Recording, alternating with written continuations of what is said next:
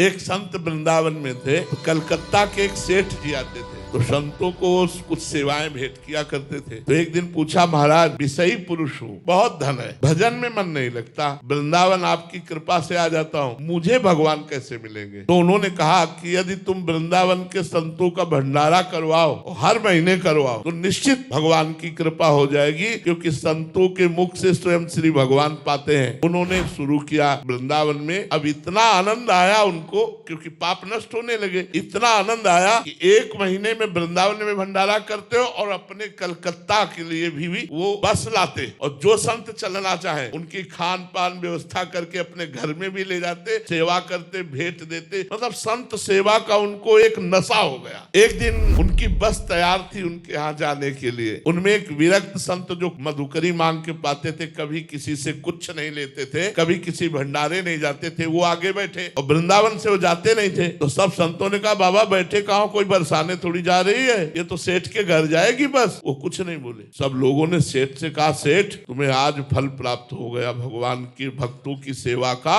ऐसे विरक्त महापुरुष वो मनमाला चला रहे हो, गाड़ी में बैठे गए, वहां पंगत पाई। सेठ को पहले ही सब संतों ने बता दिया था, वृंदावन से बाहर नहीं जाते, पता नहीं कौन सा तुम्हारा पुण्य उदय हुआ कि तुम्हारे घर आए। वो सेठ गए, प्रणाम किया साष्टांग, और कहा, प्रभु आज हम पर कृपा हो गई। उनका चल वृंदावन, बस इतना कहा, चल वृंदावन। तो ये समझे नहीं पाए कि हम तो वृंदावन से ही लेवा के लाए हैं, वृंदावन तो आते ही जाते हैं, बस चुप, इतना ही कहा, चल वृंदावन। और बस गाड़ी में बैठे और चले आए। 2-4 दिन हुए कि एक लड़का था पूरे साम्राज्य का मालिक, एक्सीडेंट में मारा गया। जो ही लड़का मारा गया, घोर दुख। जब ये सब वैभव किसके लिए? तब उन्होंने मन में विचार किया कि भगवान, हम तो सुना था कि आप संतों की सेवा से प्रसन्न होकर के सारे दुख मिटा करके हमें भगवत प्राप्ति कराओगे, और संतों की सेवा सुना था इतने विरक्त संत आ रहे, ये सुख दिया आपने। उन्होंने सब संपत्ति को जो चैरिटेबल है उनमें बांट दिया, और अब कहा कि अब जीवन किस काम का। पति और पत्नी वृंदावन आ गए और बास करके नाम जप करने लगे। फिर एक दिन संत मिले, बोले आ गया वृंदावन? बोले महाराज पूरी तरह से आ गया, आप कहीं नहीं जाना।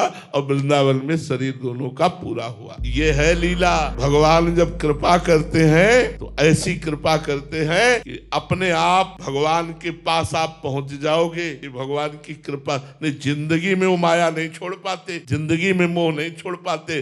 संतों की सेवा का फल हुआ कि एक्सीडेंट रूपी लीला से उनका पुत्र भगवत धाम गया, और प्रगट में दोनों पति पत्नी वृंदावन वास करके भजन करके भगवत धाम को प्राप्त हुए।